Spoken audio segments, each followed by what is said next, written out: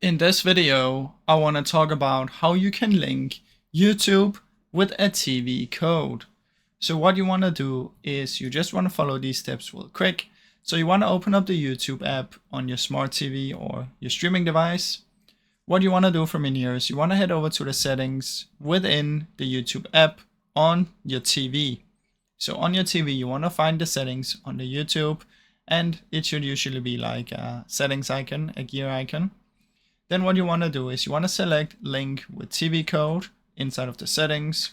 And then what you have to do is you will see a big code. Then you just want to open up YouTube on your phone or tablet or the device that you want to link it with. Click on your profile picture, go to settings, click on watch on TV, and then select the code that you just got from your TV here. Once you've typed that in, you just want to click on link, and now they should be completely connected. So that is the way that you can do this, guys. It's really easy and super simple. I really hope you enjoyed this short video. If you did, please leave a like and subscribe, as it helps me out a ton. Thank you so much for watching.